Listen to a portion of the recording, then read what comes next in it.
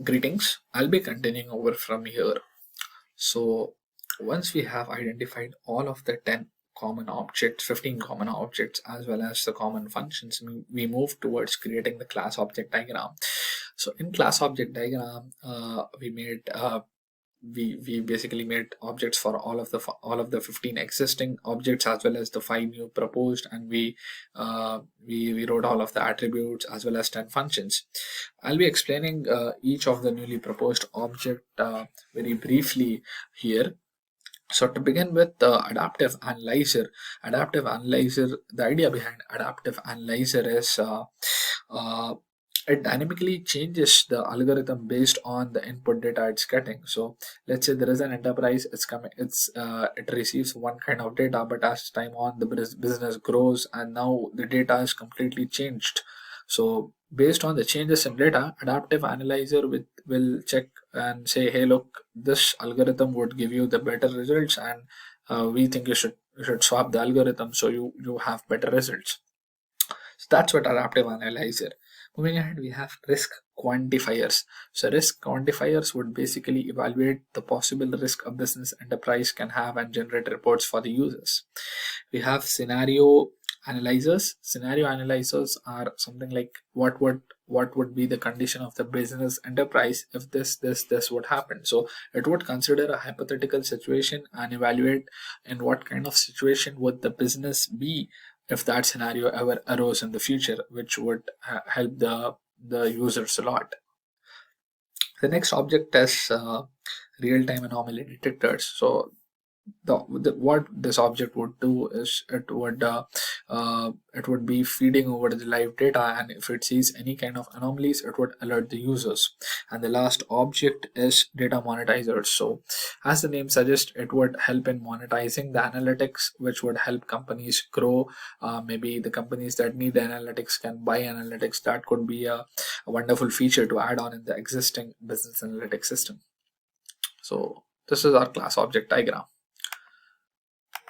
Moving ahead, we have the context TFD. So once we have the class object diagram ready, we move towards the context TFD, where we have all of our objects and all of our proposed objects, and we connected it to the single system, which is the business analytics system. And we connected them with links, and each link would represent the flow of data to or from the system. And we have described that clearly in the legend of the context TFD.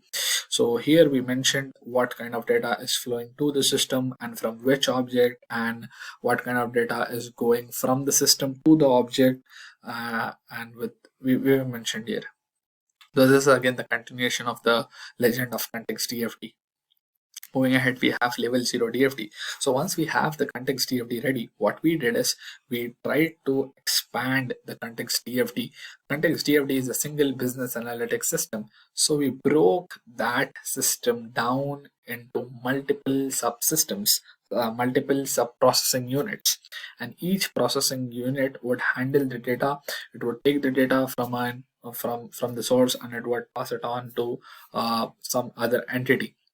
So on this in this diagram, if I'm not wrong, we have around 83 links, and we have all of the objects that were in the context TFT, and each link here represents how the data is flowing and from where the data is flowing, and